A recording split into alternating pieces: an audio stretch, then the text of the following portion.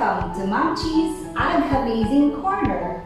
This is your virtual classroom in Science 10 and I am your teacher, Ma'am Menchie Cruz.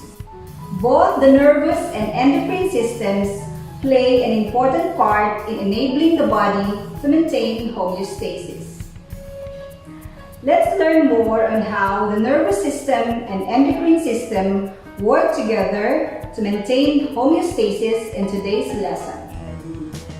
The objectives of today's lesson are: define homeostasis, differentiate the negative and positive feedback mechanisms, and enumerate some examples of negative and positive feedback mechanisms that take place in our daily living activities.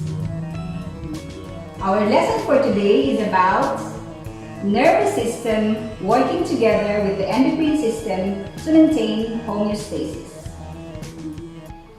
What is homeostasis? Homeostasis is the state of steady, internal physical and chemical conditions maintained by the living organism. Most body systems maintain homeostasis by using feedback mechanisms. These are the negative feedback mechanism and the positive feedback mechanism. The negative feedback mechanism involves a response that is the reverse of the change detected. This means that the function is to reduce the change. Positive feedback, however, involves a response that reinforces the change detected. Here is an example of how nervous and endocrine system work together to maintain homeostasis.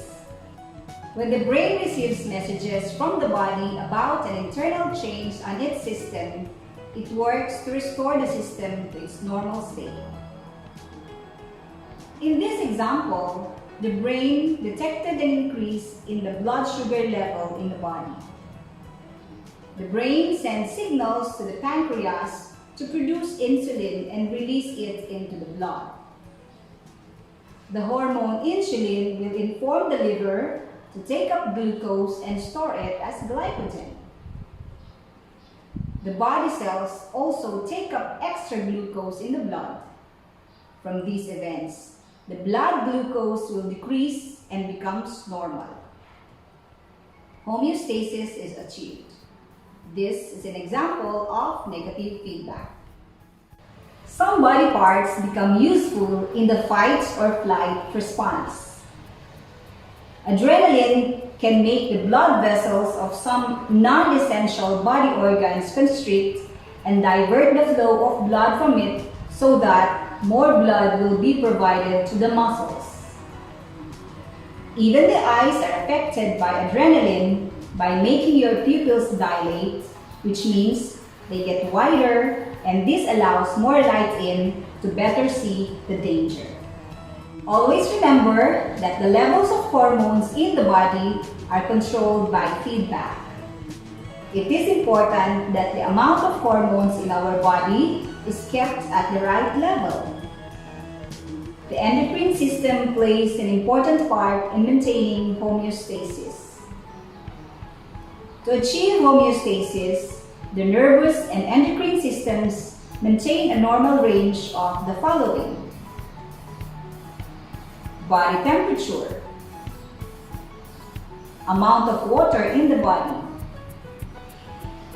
amount of metabolic waste in the cell,